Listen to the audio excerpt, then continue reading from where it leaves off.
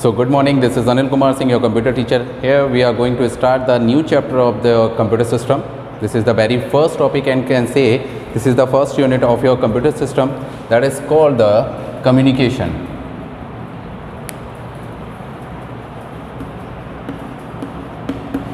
Communications. If we are talking about your syllabus, then there are two parts of your syllabus, part A, part B. In part A, these are the skills, and in part B we are talking about the practical syllabus, where you can understand about the MS Word, PowerPoint, Excel and something else. So here I am going to tell you about the first part. Here I am going to tell you about the first part, or can say the part A, that is related to your communication, and in which communication topic we are going to discuss some kind of points which are undergoing for what is communication, definition,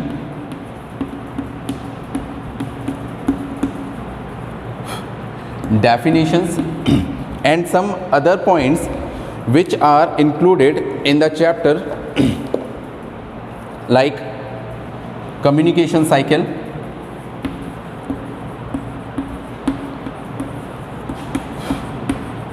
communication cycles, features, what is effective communication,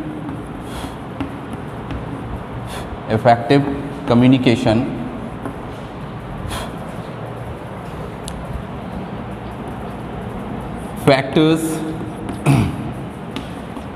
which are related to your communication, then methods of communication, you can say the types also, types of communication, barriers of the communication. So these are the points which we are going to discuss in our chapter, or can say in our first unit, which is communication. First one, we are going to starting with the first point, that is definition. What is the definition of the communication? We are talking about when two or more persons are talking to each other, when two or more persons are express the feelings, thoughts, ideas, things, is called the communication, where you can express anything which is related to yourself. अगर simple word में समझा जाए तो communication का मतलब होता है जब दो या दो से ज़्यादा लोग एक दूसरे को अपनी फीलिंग्स, अपने थॉट्स, अपने आइडियाज़ शेयर करते हैं और सामने वाला उस पर रिस्पॉन्ड भी करता है, that is called the communication. आप लोगों ने देखा होगा सुबह उठने से लेकर शाम के सोने तक आप सब एक दूसरे से कम्युनिकेट करते रहते हैं. वैन आप उठते हैं सुबह सुबह तो शायद मॉम या डैड से कम्युनिकेट करते हैं, दैन अपने ब्रदर एंड सिस्टर से कम्युनिकेट करते होंगे. स्कूल जाते हैं तो स्कूल में में जाने के बाद आप लोग अपने टीचर्स से कम्युनिकेट करते हैं, अपने फ्रेंड्स से कम्युनिकेट करते हैं. ओवरऑल जब आप वापस जाते हैं तो अपने फिर से पेरेंट्स से कम्युनिकेट करते हैं, अड़ोस पड़ोस रहने वाले सभी लोगों से कम्युनिकेशन करते हैं. कम्युनिकेशन का सबसे बड़ा फैक्टर यही है कि जब आप किसी से अपनी बात को शेयर करते हैं, अपने थॉट्स को शेयर करते हैं, तो उसके बदले में वो आपको क्या देता है, फीडबैक वापस देता है. ठीक है, तो हम लोग बात करेंगे कम्युनिकेशन की. तो कम्युनिकेशन में बहुत सारी लेयर्स हैं. अगर मैं बात करूँ कम्युनिकेशन का पहला factor, it is a two-way process.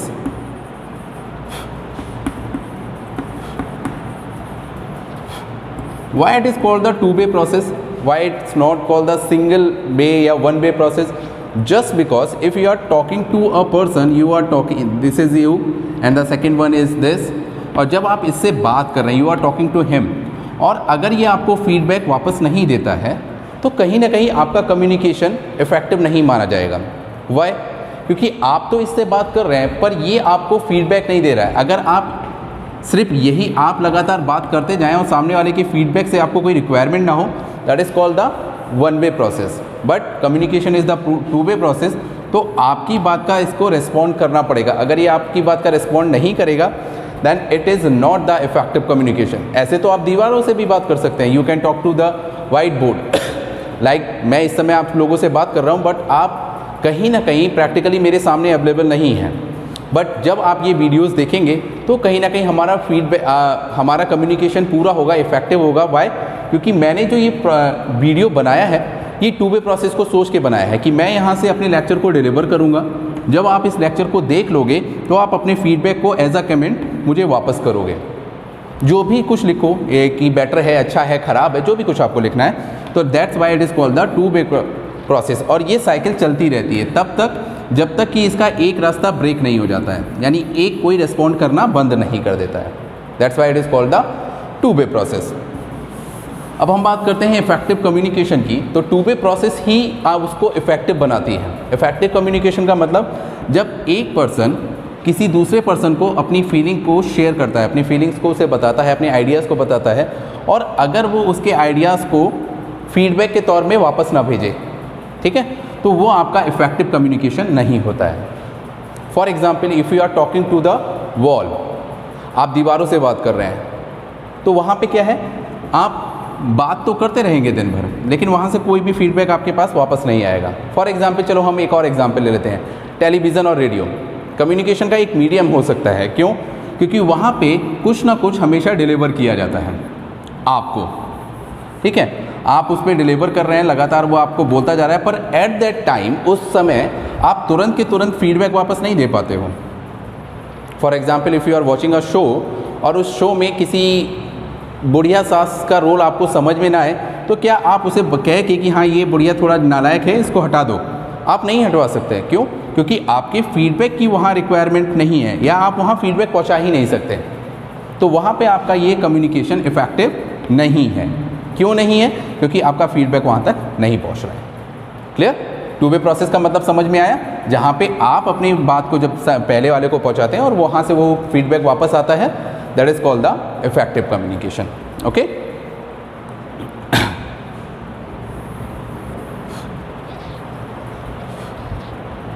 अब हम लोग बात करते हैं importance of the communication. Why it is important? Importance क्या होती है?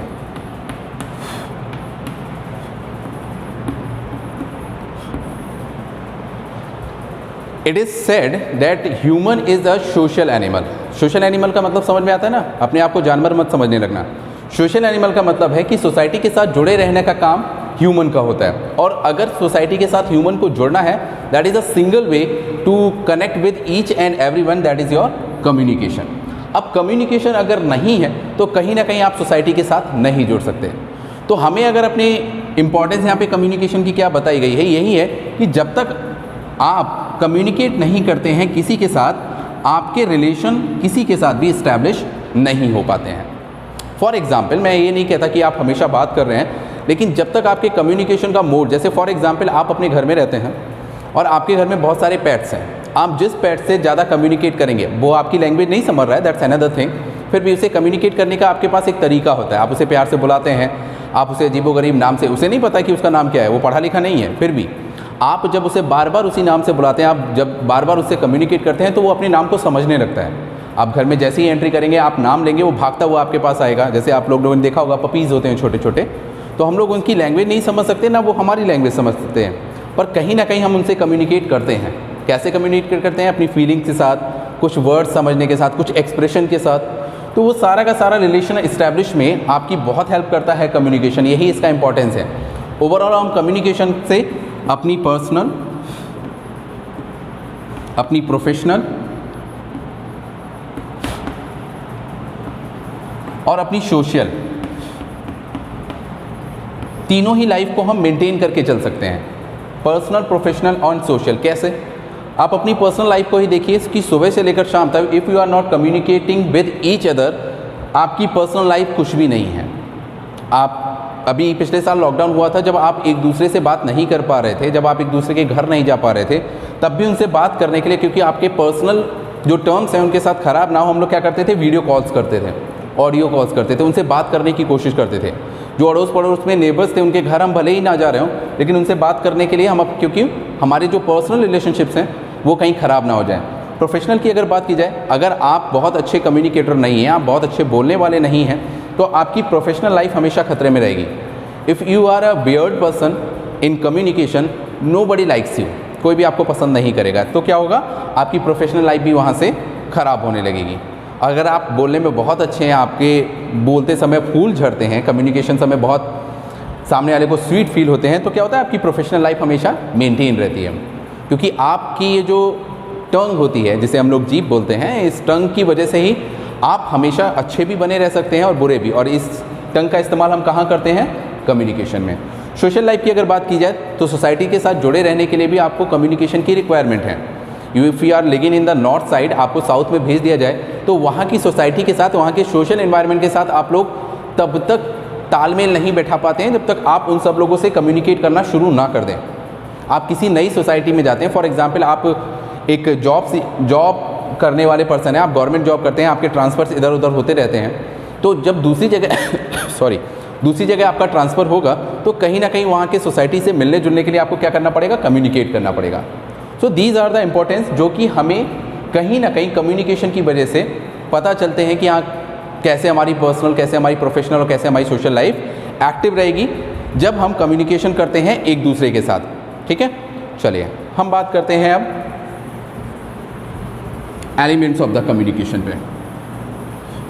What are the elements of the communication? Elements of communication. Okay, ये इंपॉर्टेंट फीचर इसलिए भी है कि without these element you can not communicate with anyone. Okay, these 7 elements are necessary. Without these elements you are not supposed to communicate with any person, just because these 7 elements make your communication effective. Okay, what are the elements? First one is a sender,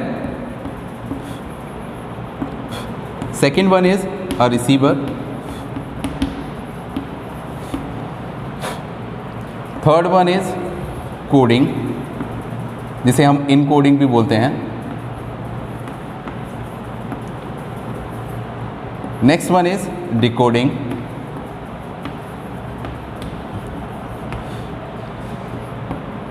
next one is a message,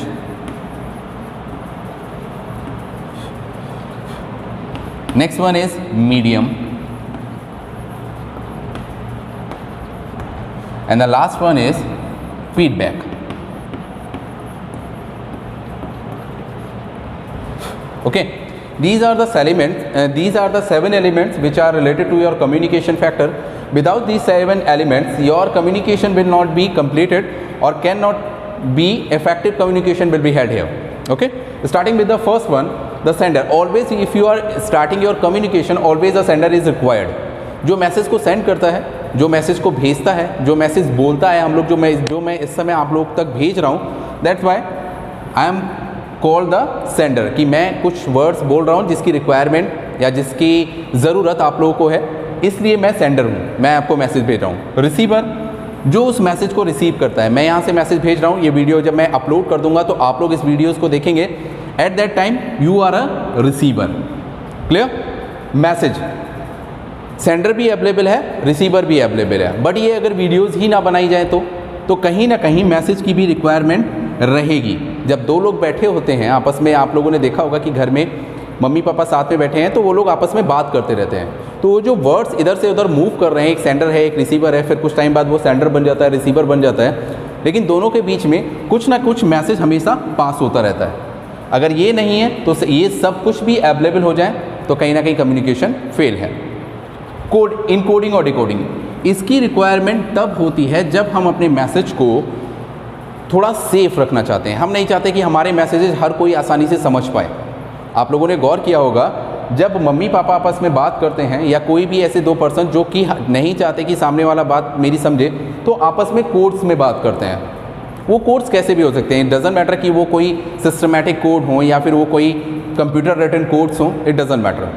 codes कहीं ना कहीं अपने message को secure करने के लिए, for example अगर mummy papa आपस में बात कर रहे हैं, they have their own codes, वो आपस में बात भी कर ले जाएंगे। You can not understand, even your friends, your family members can not be understand the coding which is applied by the mom and dad. Okay, वो कैसे भी कोडिंग हो सकती है। आप आपस में फ्रेंड्स में भी बात करते हो तो फ्रेंड सर्कल में हम लोगों ने कुछ कोडिंग्स बनाई होती हैं, ताकि अगर हम दोनों आपस में बात कर रहे हैं तो मेरे फैमिली मेम्बर समझ ना पाएँ। हम लोग को खेलने जाना होता है तब भी हम लोग कुछ कोडिंग्स में बात करते हैं। क्यों? क्योंकि हम अपने मैसेज की सेफ्टी चाहते हैं। तो जो सेंडर होता है उस मैसेज को इनकोड करके भेजता है, इनकोड करके कुछ ऐसे वर्ड्स बना के दोनों को अंडरस्टैंडेबल होते हैं, तो उनको क्या करता है, इनकोड करके भेजता है किसके पास, रिसीवर के पास। जब वो वर्ड रिसीवर के पास पहुंच जाते हैं, वो उसको क्या कर लेता है, डिकोड कर लेता है। और ये इनकोडिंग और डिकोडिंग का फीचर सिर्फ उन्हीं लोगों पे अप्लाई होता है जो इन दोनों ही मैसेज के कोड्स को समझ पाते हैं। Clear? Encoding is done by the sender, decoding is done by the receiver. Okay, next one is medium. It is also the important factor just because if you are a North Indian person, आप north India में रहते हैं, you have to talk to the South Indian person. They don't have the common language. We speak in Hindi regularly. They speak in their own native languages. For example, Tamil, Malayalam, Kannada, जो कि मुझे understandable नहीं है, और हिंदी उन लोगों को understandable तो है पर बहुत लोअर रेट पे, बहुत कम समझ। जैसे हम लोग भी हैं, मूवीज़ देख के हम 2-4 वर्ड तमिल तेलुगु के समझ सकते हैं, वैसे हिंदी के हो सकता है वो बहुत सारे वर्ड समझ पाएँ पर रेगुलरली हमसे बात ना कर पाएँ। तो क्या है, मीडियम का भी सेम होना ज़रूरी है। For example, if you are living in India, you are talking to the person which who is living in the Japan और चाइना, तो क्या होगा, दोनों का मीडियम सेम नहीं है। एक का मीडियम हिंदी, इंग्लिश या फिर उसकी नेटिव लैंग्वेज है, और एक का मीडियम क्या हो जाएगा, उसकी जापानीज़। तो कहीं ना कहीं दोनों में कम्युनिकेशन फिर भी पॉसिबल नहीं हो पाएगा। That's why medium is also required, जो कि दोनों के बीच में, सेंडर और रिसीवर के बीच में जो दोनों का मीडियम होना चाहिए वो कॉमन होना चाहिए। Last one is feedback. आप किसी दोस्त से जब बात करते हैं और वो रेगुलरली हमारे बात का जवाब ना दे, हमें आंसर ना करे, तो हम क्या करते हैं, हम खिसिया जाते हैं, गुस्सा आता है हमें। क्यों आता है?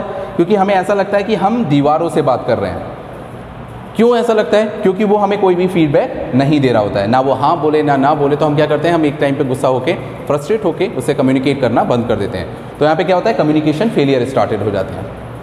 क्यों स्टार्ट होते हैं? क्योंकि वहाँ से फीडबैक नहीं आ रहे होते हैं। That's why feedback is the most important point when you are communicate with a person, क्योंकि उससे मुझे पता चलता है कि सामने वाला बंदा मेरी बात सुन भी रहा है कि नहीं, वो मेरी बात को समझ भी पा रहा है कि नहीं। That's why these 7 elements are most important part of the communication. Without these 7 elements, you are not able to make your communication effective. Communication will be held, but this communication cannot be effective without these 7 elements. Okay? Okay, let's move to the next point, which is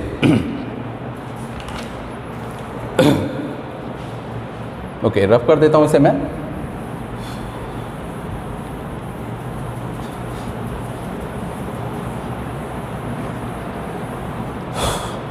So next point is barriers of the communication.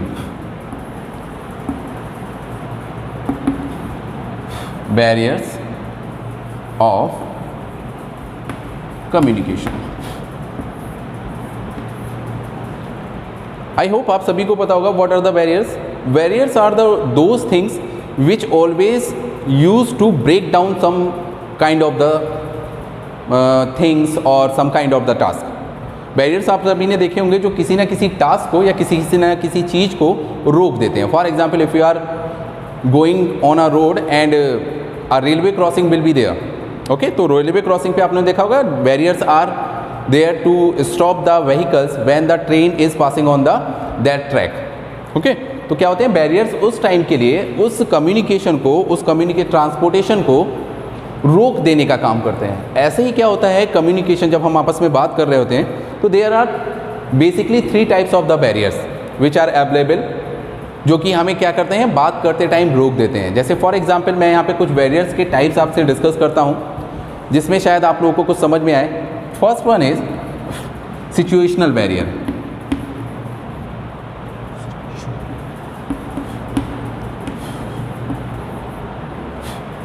Next one is environmental.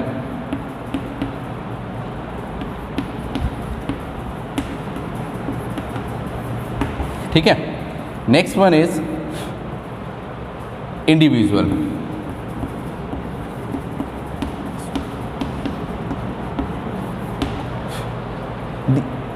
तीन barriers हैं ये, और इसके अलावा आप लोगों ने कुछ बैरियर्स के नाम और भी सुने होंगे, जैसे इंटरनल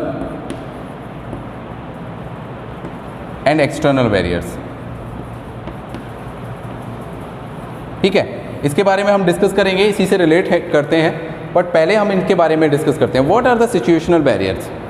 अगर हम सिचुएशनल बैरियर्स की बात करें तो आप लोगों ने देखा होगा सिचुएशंस के हिसाब से अचानक से कुछ ऐसे बैरियर्स आ जाते हैं जिसकी वजह से हम अचानक से कम्युनिकेशन को रोक देते हैं।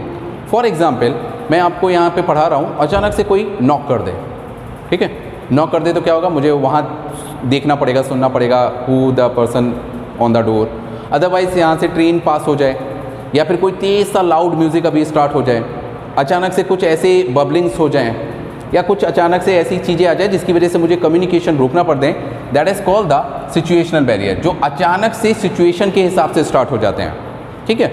उस पर हमारा जोर नहीं होता जस्ट बिकॉज कि हमें उन सिचुएशंस का पहले से पता नहीं होता है कि when these situations can be occurred to stop the communication. If you can listen, आपको ट्रेन की एक साउंड सुनाई दे रही होगी क्योंकि ट्रेन यहाँ से पास हो रही है, तो अगर ये ट्रेन की पासिंग थोड़ी पास में और होती या जस्ट उसके नियर अबाउट हमारा कॉलेज होता तो क्या होता कि मैं आपको बिल्कुल भी ऑडेबल नहीं होता। अभी तो मैं आपको ऑडेबल भी हूँ, पर मे भी पॉसिबल कि अगर बिल्कुल पास से ट्रेन होती या मैं ट्रेन की पटरी के जस्ट बराबर में वीडियो बना रहा होता तो कहीं ना कहीं आपको वो चीज़ ऑडेबल नहीं होती। तो that is called the situational barrier, जहाँ पे अचानक से सिचुएशन अकर हो जाए और आपस में कम्युनिकेशन ब्रेक हो जाए। Next one is environmental barrier. Environmental barrier is basically start हो जाते हैं बिल्कुल स्टार्टिंग ऑफ कम्युनिकेशन के। फॉर एग्जांपल यहाँ पे आप लोग देख रहे होंगे कि प्रॉपर लाइटिंग है, आप मेरी शक्ल देख पा रहे हो, मैं आपसे बात कर पा रहा हूँ, कहीं ना कहीं मैं आपको लेक्चर थ्रो कर पा रहा हूँ, पर क्या हो लाइट्स यहाँ पे बहुत पुअर हो, अचानक से लाइट चली जाए और आप मेरे को देखना बंद कर दो, मैं आपको दिखाई ना दूँ, या कुछ ऐसा हो कि मैं चाहे कितना भी तेज़ बोलूँ और आप पूरी क्लास में बैठे हुए हो, लास्ट वाले बेंच को सुनाई ना दें। तो ये कैसे होते हैं? ये इन्वायरमेंटल बैरियर्स होते हैं। क्यों होते हैं? कि इस इन्वायरमेंट में रेगुलर वो चीज़ें अवेलेबल हैं जिसकी वजह से कम्युनिकेशन का पार्ट क्या है, पूरा नहीं हो पा रहा है, ठीक है। These are called the environmental barriers. Individual की अगर बात की जाए तो इंडिविजुअल का मतलब होता है अपने आप की वजह से या मेरी वजह से या आपके खुद की वजह से कम्युनिकेशन पूरा ना हो पाए। उसका मतलब कुछ भी हो सकता है। फॉर एग्जाम्पल आप ईगोइस्ट पर्सन हैं, यानी आपके अंदर क्या है, एटीट्यूड है, एटीट्यूड है, इसकी वजह से आप क्या है, किसी से कम्युनिकेट नहीं कर पा रहे हो। या एक क्या प्रॉब्लम हो सकती है, लिंग्विस्टिक प्रॉब्लम हो सकती है। लिंग्विस्टिक का मतलब समझ में आ रहा है कि लैंग्वेज दोनों की मैच नहीं करती है, दोनों पर्सन बहुत अच्छे हैं, दोनों पर्सन एक दूसरे से बात भी करना चाहते हैं, पर एक की लैंग्वेज जापानीज़ है, एक की लैंग्वेज प्योर हिंदी है या भोजपुरी है, तो क्या होगा, they can not able to talk to each other. ये इंडिविजुअल प्रॉब्लम है। और क्या प्रॉब्लम्स हो सकती हैं? और हो सकता है इन अटेंशन, जो आप लोग अधिकतर करते हैं, इन अटेंशन। इन अटेंशन का मतलब समझ में आता है? फॉर एग्जाम्पल कि आपके जो टीचर्स हैं आपको बहुत मन से पढ़ा रहे हैं, रेगुलरली आपको लेक्चर दे रहे हैं, पर क्या है, आप लोग अटेंटिव नहीं हो क्लास में, आप सुन ही नहीं रहे हो उनकी बात। क्यों? लेक्चर बोर है, लेक्चर में मज़ा नहीं आ रहा है, टीचर की शक्ल पसंद नहीं आ रही है, तो क्या होता है, हम लोग इन अटेंटिव हो गए। तो it is called the in attention. ये भी एक इंडिविजुअल टाइप का बैरियर है, जिसमें क्या होगा कि मैं तो आपसे कम्युनिकेट करने की कोशिश करूंगा, पर आप लोग मुझसे कम्युनिकेट नहीं कर पाओगे just because you are not attentive in the class. या क्या हो सकता है, there is a emotional state, emotional, okay. What is the emotional state? Sometime you have seen कि जब कोई ज़्यादा इमोशनल हो जाता है, जब कोई बहुत ज़्यादा इमोशनल हो जाता है तो उससे वर्ड्स नहीं निकलते हैं। अब वो इमोशंस या तो बहुत खुशी के भी हो सकते हैं या बहुत ज़्यादा गम के भी हो सकते हैं, ये डिपेंड करता है कि इमोशन की कंडीशन क्या है। अगर एक छोटा सा एग्जाम्पल लें, when you are going into the marriage and the last stage of the marriage is विदाई। अगर आपने विदाई का टाइम देखा होगा तो वहाँ पे क्या होता है, जब जो ब्राइड होती है वो अपने घर से दूसरे घर, अपने हस्बैंड के घर जा रही होती है, तो क्या होता है, वो काफ़ी ज़्यादा इमोशनल होती है। क्यों? क्योंकि वो अपने मॉम डैड और पूरे परिवार को छोड़ के जाती है।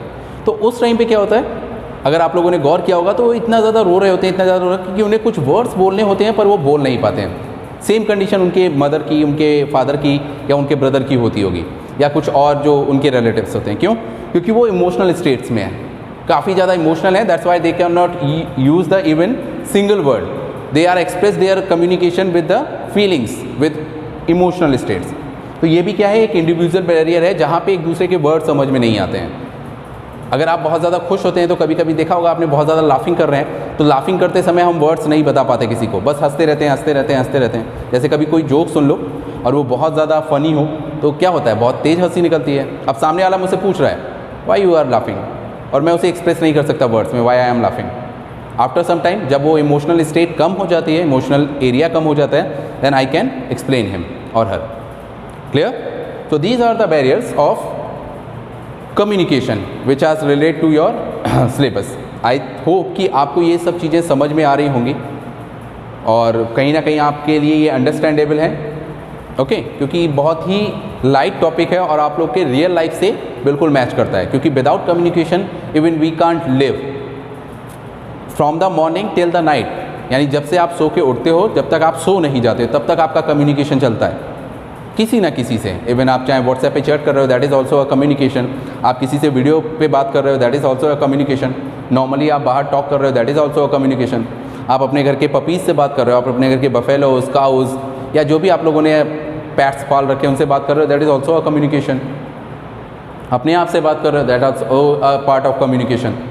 तो all the things which are related to each other, जहाँ पे 2 या 2 से ज़्यादा पर्सन इन्वॉल्व हो जाते हैं वो आपका कम्युनिकेशन का फैक्टर कहलाता है। Okay, so this is it for the today. क्योंकि आज आपका फर्स्ट लेक्चर है तो मैं नहीं चाहता ज़्यादा बर्डन हो, तो ये आपके फर्स्ट यूनिट का हिस्सा है, ठीक है। तो आप इसे रीड आउट करिएगा, गूगल की सर्च से रीड आउट करिएगा। जिन लोगों के पास बुक्स नहीं है तब तक आप गूगल से सर्च करके थोड़ा रीड आउट करिए और इनके नोट्स भी बनाइए, ठीक है। कल मैं आप लोगों को जो डिस्कस कराने वाला हूँ मैं यहाँ पे आपको बता देता हूँ। इन the next video I will discuss first one is method of communication, method of communication, and second internal and external barriers,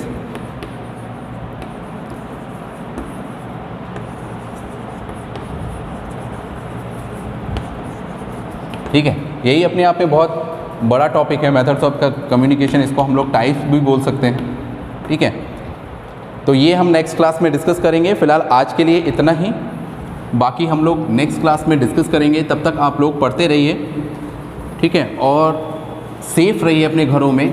कोशिश करिए कि आपको इधर उधर ना जाना पड़े, कोरोना के केसेस बढ़ रहे हैं, तो stay safe at your places, ठीक है। रूल्स का एंड रेगुलेशंस का पालन करिए, मास्क लगा के रखिए, क्योंकि मुझे भी लगाना चाहिए बट यहाँ मैं लेक्चर थ्रो कर रहा हूँ, that's why I am not using the mask, but मैं पूरी तरीके से इन सब चीज़ों को फॉलो कर रहा हूँ, आप भी फॉलो करिए। Okay, thank you so much for being here.